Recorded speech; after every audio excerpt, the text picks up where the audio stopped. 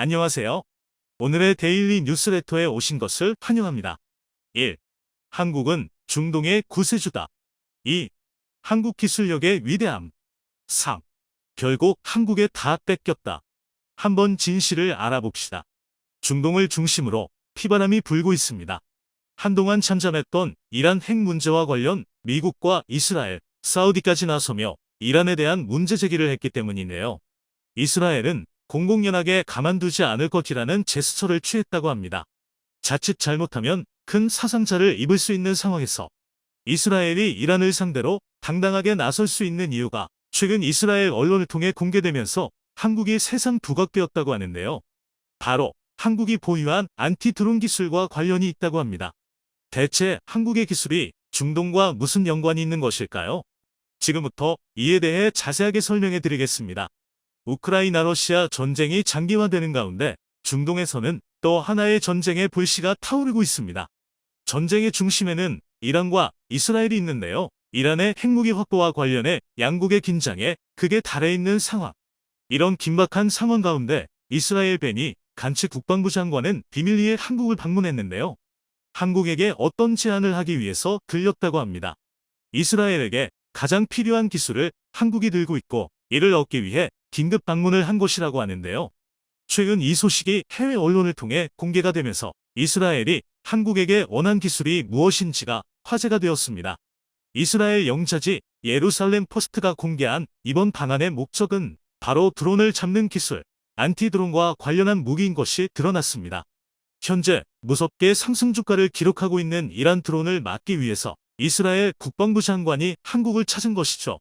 실제로 보도에 따르면 정부 관계자를 비롯 장관은 한화 디펜스 관계자를 만난 사실이 알려지면서 실제 무기 계약을 서두르는 것이 아니냐는 분석이 등장했는데요. 이 소식대로라면 한국 방산에 있어 또 하나의 쾌거라 할 수 있는 가운데 미국이 이스라엘 야이르 라피드 총리와 함께 공동 성명을 발표하고 이란이 핵무기를 보유하지 못하게 반드시 막을 것이라고 선언했습니다.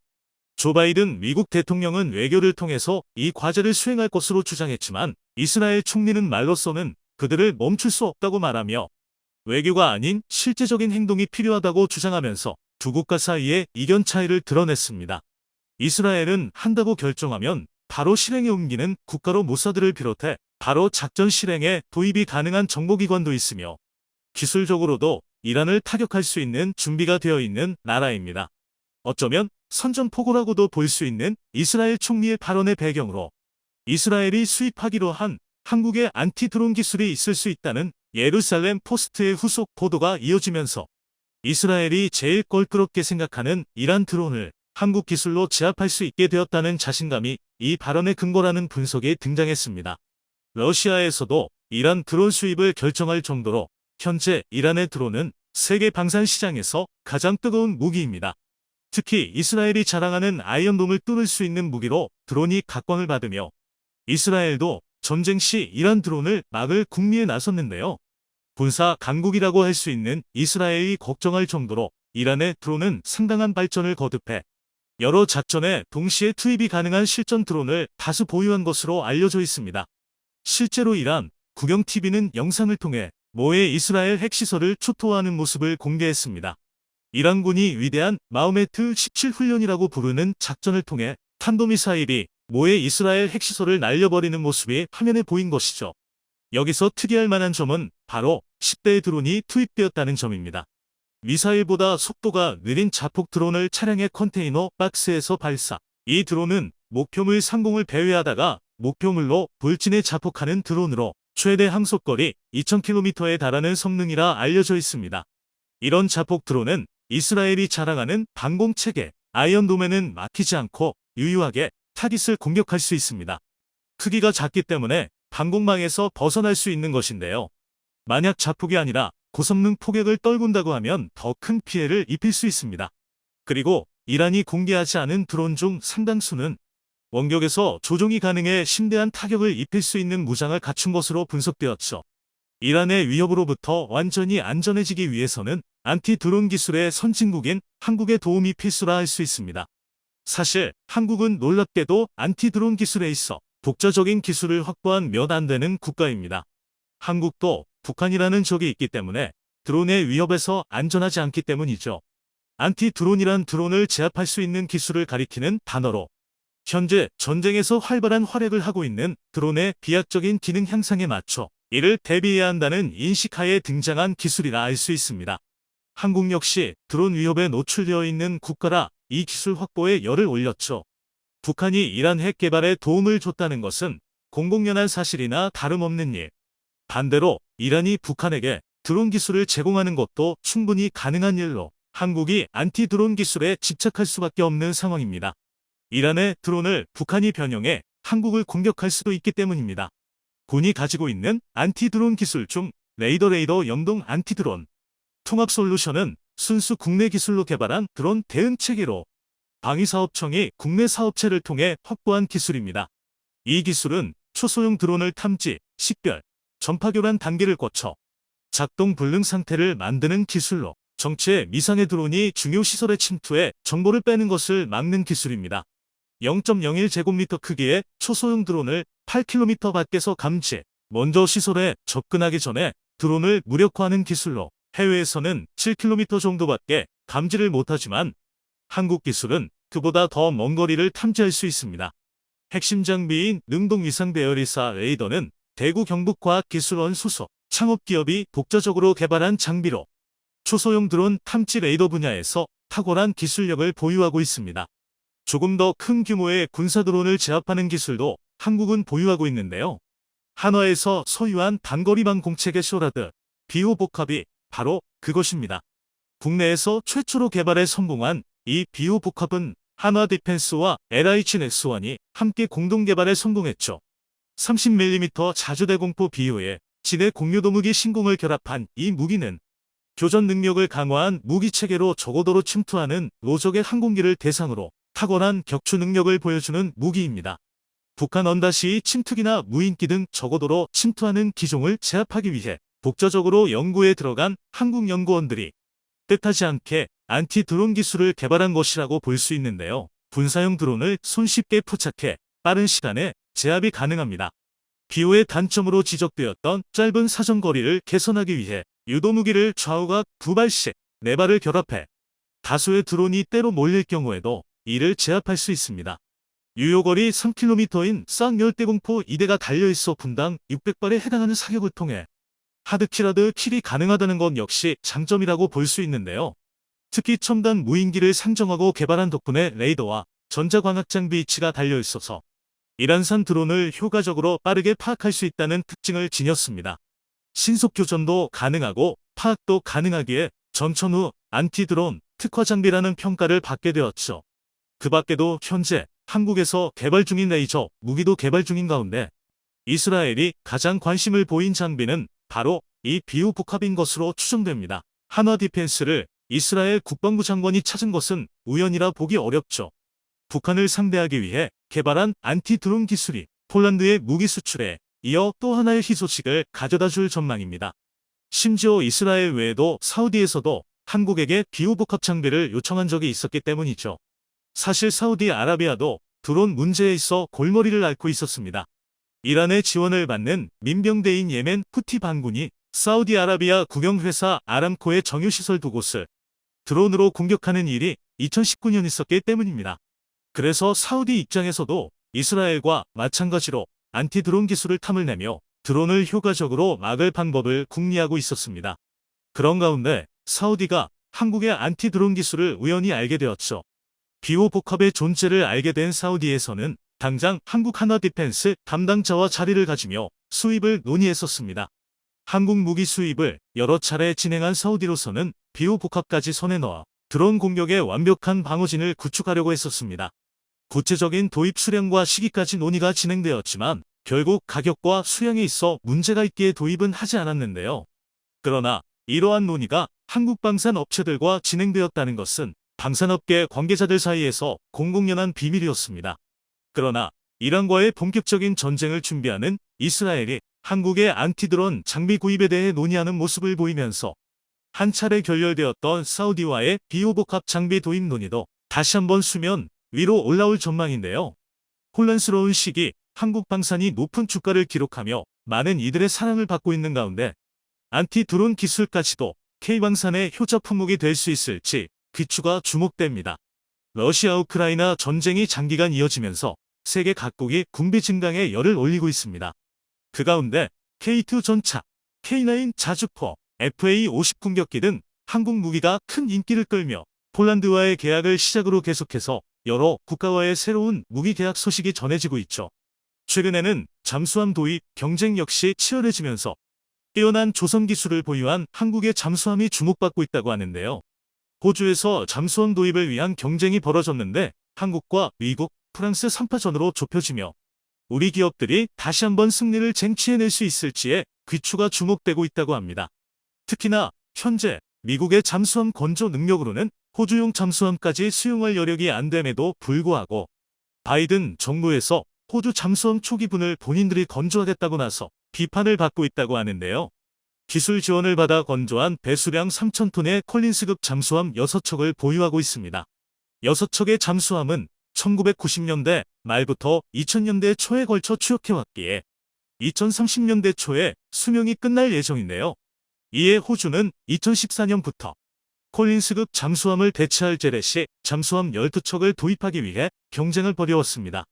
지난 2016년 4월 독일, 스웨덴, 일본, 프랑스 4개국 업체들의 치열한 경쟁 속에서 소트핀, 바라코다급 잠수함을 제안한 프랑스의 나발그룹이 우선 협상자로 선정됐습니다. 쇼트핀 바라코다급은 프랑스 해군의 차세대 핵잠수함인 바라코다급의 재래식 추진 버전입니다. 치열한 경쟁 끝에 프랑스 잠수함이 선정되었으나 여러 가지 문제로 호주 국방부와 프랑스 나발그룹과의 정식 계약은 2019년 2월이 되어서야 체결될 수 있었는데요. 하지만 호주에서 추후 건조할 잠수함의 척당 가격이 우리 돈으로 4조 원이 넘는다는 사실이 알려지면서 큰 논란이 일어났습니다. 그리고 지난 2021년 9월 논란 끝에 결국 프랑스의 날벼락이 떨어지고 말았습니다. 과거 재래식 잠수함 도입 계획을 밝혔던 호주가 핵잠수함으로 방향을 바꾸며 큰 파문을 불러온 것인데요. 호주, 영국, 미국의 앞 글자를 딴 오쿠스라는 상국안보 파트너십을 출범하며 호주가 프랑스와 맺은 잠수함 건조 계약을 취소하고 나섰습니다. 당연히 프랑스는 크게 반발했지만 든든한 동맹국을 만난 호주에게는 통하지 않았습니다. 중국의 위협에 대응하기 위해 미국, 영국의 도움을 받아 핵잠수함을 도입하기로 결정한 것이었죠. 호주는 미국에서 핵잠수함 관련 기술을 이전받아 자국에서 최소 8척의 핵잠수함을 건조할 계획임을 밝혔습니다. 오쿠스 당사자들은 핵잠수함에 재래식 무기만 탑재할 계획이기 때문에 핵 비확산 조약을 위배하는 것은 아니라는 입장을 고수하며 계획을 밀고 나갔습니다. 한편 호주의 조선업은 콜린스급 사업에 오랜 지연, 수상 전투함의 건조 지형 등 사업이 계획대로 진행된 적이 거의 없는데요. 프랑스의 지원으로 건조하려던 잠수함도 제때 건조될지 의문이 제기되던 상황이었습니다. 이에 호주는 콜린스급 6척의 수명 연장 사업을 진행하기로 결정하기도 했었죠. 특히 이번 핵잠수함 사업의 경우 미국의 지원을 받는다고 하더라도 훨씬 복잡한 핵잠수함의 구조 때문에 제대 건조할 가능성이 매우 낮습니다. 이러한 호주의 어려운 상황을 지켜보던 외국 업체들은 호주가 핵잠수함을 도입할 때까지 능력 격차를 해소할 수 있도록 3,000톤급의 잠수함을 제안하기 시작했습니다. 첫 주자는 우리나라였는데요. 지난 2022년 7월 우리나라는 호주에게 잠수함 인도까지 남은 7년 안에 리튬 배터리를 탑재한 3,000톤급의 도산 안창호급 잠수함 기반 첨단 재래식 잠수함 7척을 건조해주겠다 제안했습니다. 또한 기존 계약을 파기당했던 프랑스도 제안에 나섰습니다. 지난 9월 오쿠스에게 등을 찔렸다며 불쾌감을 나타냈던 프랑스 대통령이 호주 해군 능력의 격차를 해소하기 위해 프랑스에서 건조한 재래식 잠수함 4척을 제안했다는 사실이 알려진 것입니다. 이제 호주는 날아가는 콜린스급을 고쳐 쓰느냐, 새로운 재래식 잠수함을 일부 도입해서 핵잠수함이 배치될 때까지 쓰느냐를 결정해야 합니다. 한편 미국에서도 호주의 전력 공백을 메우기 위한 논의가 한창 진행되고 있다고 하는데요. 미국 외신을 통해 바이든 행정부가 중국 해군력 증강에 대응하기 위해 호주가 도입할 잠수함의 초기분을 자신들이 건조하고 호주가 비용을 대는 것에 대해 논의하고 있다는 소식이 전해졌습니다. 미국 측의 제안을 호주가 받아들일 경우 최소한 초기 물량만큼은 호주가 목표하는 2030년대 초까지 공급받을 수 있다는 장점이 있습니다. 그러나 현실적인 문제는 현재 미국의 잠수함 건조 능력으로는 호주용 잠수함까지 수용할 여력이 안 된다는 것입니다. 미 해군은 여러 차례 미국 잠수함 건조 업체들의 능력이 떨어지고 그 때문에 비용 및 일정이 초과되고 있다고 비판해왔습니다. 현재 호주는 미국 측의 제안과 우리나라의 제안, 그리고 프랑스의 제안을 검토 중인 것으로 보입니다. 우리 기업들이 또 한 번 호주에서 승리할 수 있을 것인지 귀추가 주목되는 가운데 한국조선업의 독보적인 기술력으로 한국의 승리를 점치는 목소리가 커지고 있습니다. 그와 함께 한국조선 사업 전반에 관한 관심 역시 커지고 있는데요. 여러 뛰어난 기술을 보유하고 있지만 특히나 LNG선 설비 기술은 단연코 우리나라가 최고라고 할 수 있습니다.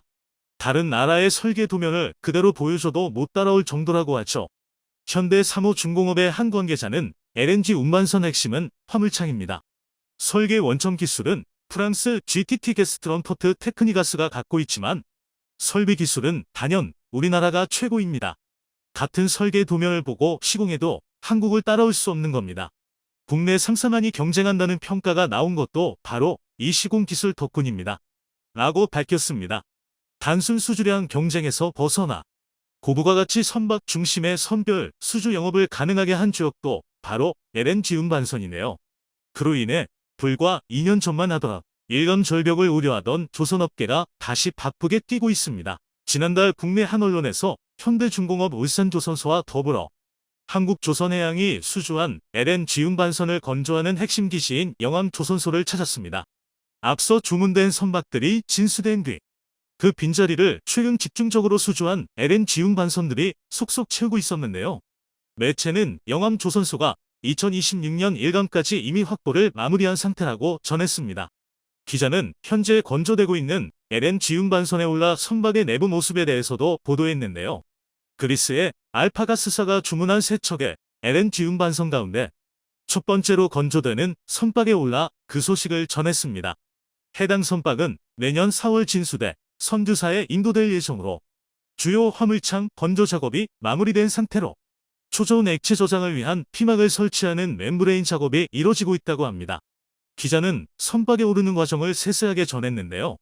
도크와 선박을 연결하는 철제 사다리를 통해 화물창 내부로 들어섰으며 선박 내부와 통하는 통로 입구에서 에어컨을 통해 옷과 신발을 묻는 흙먼지들을 모두 털어낸 뒤 들어갔다고 합니다. 영하 192도 이하의 액체 상태인 LNG가 실려야 하는 화물창인 만큼 건조 단계에서부터 내부 오염을 막기 위해 부단히도 애를 썼다고 하는데요. 내부에 들어서자 흡사 대형 빌딩의 건설 현장에 들어선 느낌이었다고 합니다.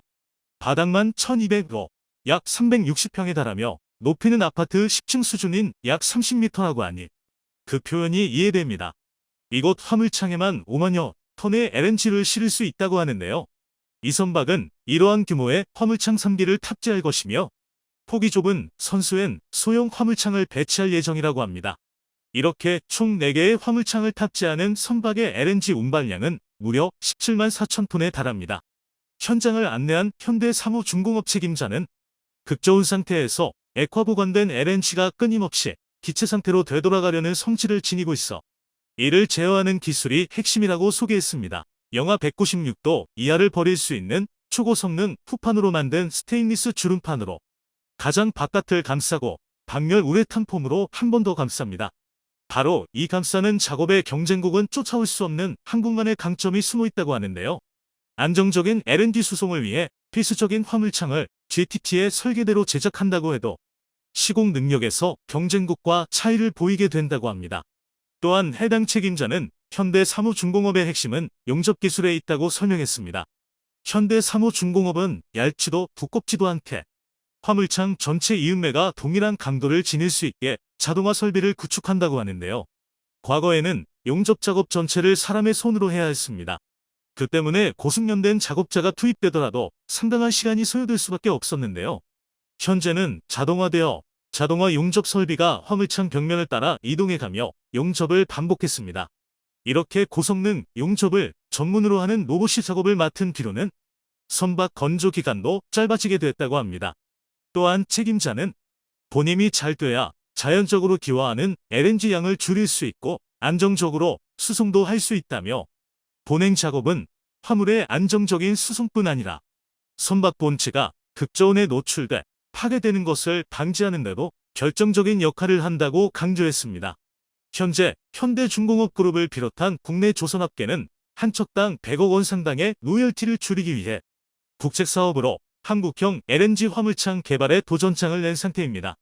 한국형 화물창 기술 개발을 완료하면 조선사의 수익성 개선과 건조 비용 감소에 따른 수주 경쟁력 제고를 기대할 수 있기에 많은 이에 관심이 쏠리고 있는데요. 멈추지 않는 기술 개발을 통해 계속해서 독보적인 기술력으로 조선업계를 선도해 나갈 수 있기를 바랍니다. 영상이 도움이 되셨다면 구독과 좋아요 부탁드리며 오늘도 감사합니다. 최고로 멋진 하루 보내시길 바랄게요.